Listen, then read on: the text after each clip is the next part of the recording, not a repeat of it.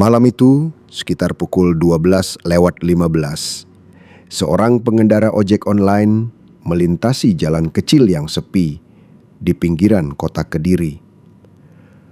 Lampu motornya menyorot bangunan tua di pinggir jalan.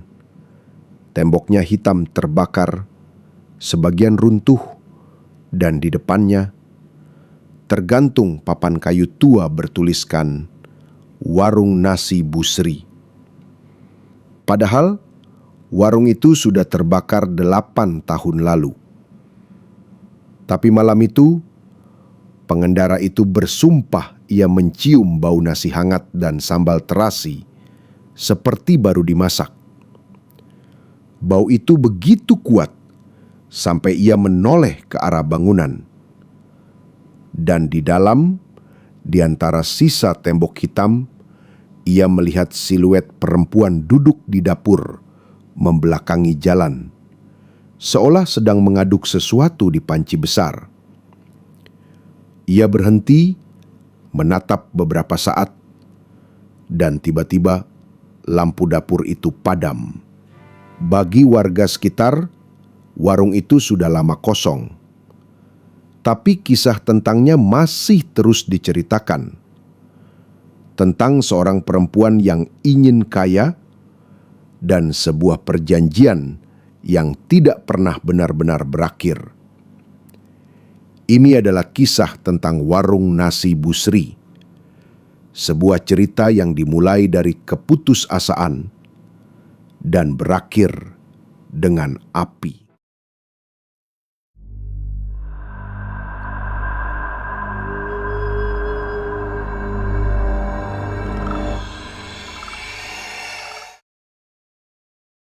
Di sebuah jalan kecil di pinggiran kota Kediri, berdiri sebuah warung sederhana. Warung Nasi Busri. Bagi sebagian orang, itu hanya warung biasa. Tapi bagi warga sekitar, warung itu menyimpan cerita yang tak pernah benar-benar bisa mereka lupakan. Busri dulunya adalah seorang janda muda. Suaminya meninggal karena kecelakaan motor saat anak mereka baru berumur 3 tahun. Sejak itu, Busri berjuang sendirian. Ia mulai membuka warung kecil di depan rumah kontrakannya, menjual nasi pecel, tempe goreng, dan sambal terasi. Tapi nasib seolah tak berpihak padanya. Hampir setiap hari, dagangannya tak habis, kadang basi sebelum terjual. Anaknya sering sakit, sementara utang ke toko sembako makin menumpuk. Suatu malam, ketika Busri duduk sendirian di depan warungnya yang sepi, datanglah seorang lelaki tua.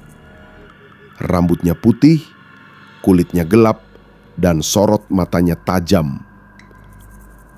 Lelaki itu berkata pelan, "Kamu bisa cepat kaya, Sri, tapi harus berani mengambil risiko." Busri tidak mengerti maksudnya, tapi lelaki itu meninggalkan sesuatu di atas meja. Sebungkus kecil daun pisang berisi bunga 7 rupa dan batu hitam sebesar telur ayam. Sejak malam itu, hidup Busri tak pernah sama lagi. Keesokan harinya, warung Busri tiba-tiba ramai. Pembeli datang silih berganti, padahal sebelumnya sepi total. Entah kenapa, semua orang bilang masakannya hari itu terasa luar biasa enak. Sambalnya mantap, Bu. Ada rasa yang beda. Wah, nasinya enak banget, Bu. Wangi.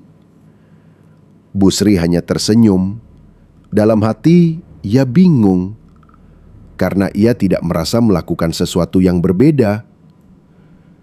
Beberapa minggu kemudian, hasil penjualan meningkat tajam.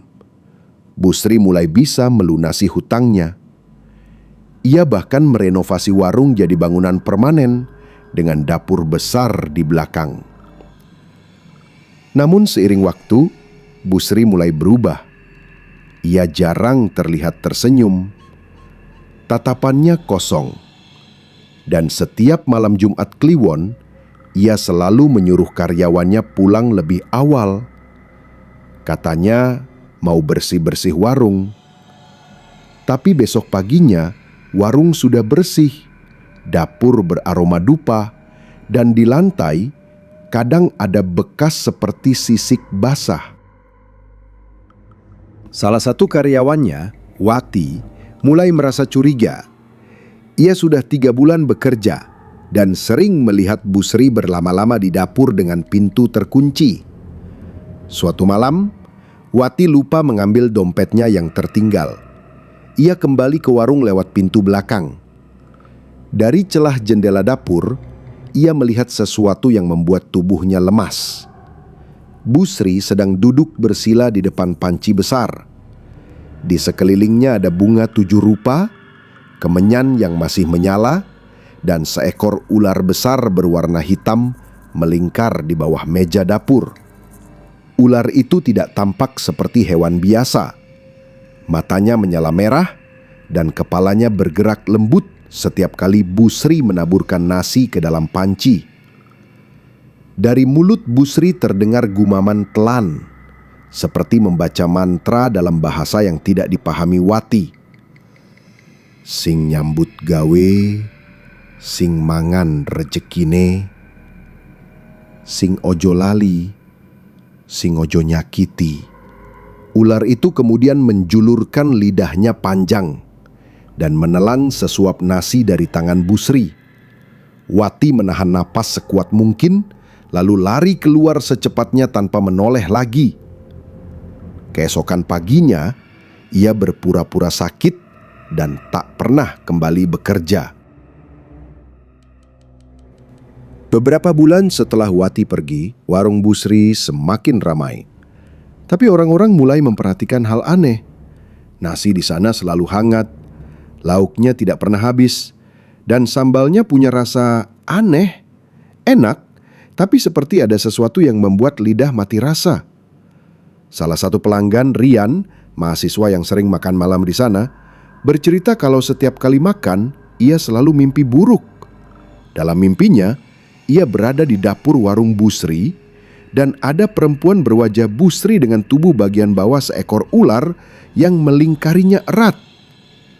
Tetangga sebelah warung Pak Joko juga punya kisah sendiri. Setiap malam Jumat, ia mendengar suara benda berat diseret dari dapur warung, padahal warung sudah tutup. Kadang disusul suara desisan panjang yang membuat bulu kuduknya berdiri. Suatu malam, Pak Joko memberanikan diri mengintip dari celah papan belakang. Ia melihat bayangan besar bergerak di dalam dapur, melingkar, dan sesekali mengangkat kepala setinggi meja. Ketika ia mencoba fokus, bayangan itu menoleh. 2 mata merah menyala menatap balik ke arahnya. Sejak malam itu, Pak Joko tidak pernah berani keluar rumah setelah Isya. Puncaknya terjadi pada malam Jumat Kliwon tahun 2016. Sekitar pukul 2 dini hari, warga mendengar suara letupan keras dari arah warung Bu Sri. Api tiba-tiba muncul dari dapur dan membesar dengan cepat. Warga berlarian membawa ember, tapi pintu warung terkunci dari dalam. Dari balik jendela, mereka melihat bayangan seseorang, mungkin Bu Sri, berdiri di tengah kobaran api, tidak bergerak sedikit pun. Beberapa saksi bersumpah melihat bayangan besar seperti ular hitam raksasa keluar dari atap dan melesat ke arah sungai di belakang warung. Saat api padam, petugas menemukan tubuh Bu Sri di dapur hangus sebagian. Namun anehnya, tidak ditemukan tulang di bagian bawah tubuhnya, seolah lenyap terbakar total. Di antara abu panci besar, petugas juga menemukan sisik hitam berukuran besar masih utuh, berbau sangat menyengat seperti daging busuk. Warga percaya malam itu penjaga Bu Sri ikut menjemput tuannya kembali. Beberapa bulan kemudian, lokasi bekas warung dibiarkan kosong. Tanahnya retak, tidak bisa ditanami apapun. Setiap kali ada orang mencoba membuka usaha di sana, selalu gagal. Ada yang jatuh sakit, ada yang bangkrut, bahkan ada yang meninggal mendadak tanpa sebab. Kadang menjelang malam Jumat, warga yang lewat mengaku mencium bau sambal terasi dan nasi hangat dari arah tanah kosong itu. Beberapa juga mengaku melihat bayangan perempuan duduk di dapur, membelakangi jalan, seolah masih menyiapkan makanan. Yang paling menyeramkan, papan nama warung nasi Busri kadang terlihat muncul kembali di siang hari. Tulisan cap putih di papan kayu tua tergantung miring di dinding bekas warung. Tapi begitu malam tiba, papan itu hilang.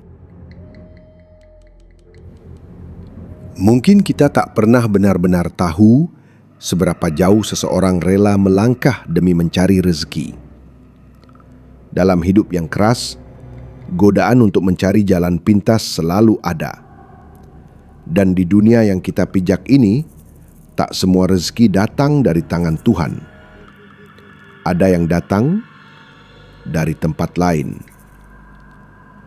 Sampai hari ini, warung itu masih dibiarkan kosong. Warga sekitar menyebutnya tanah panas.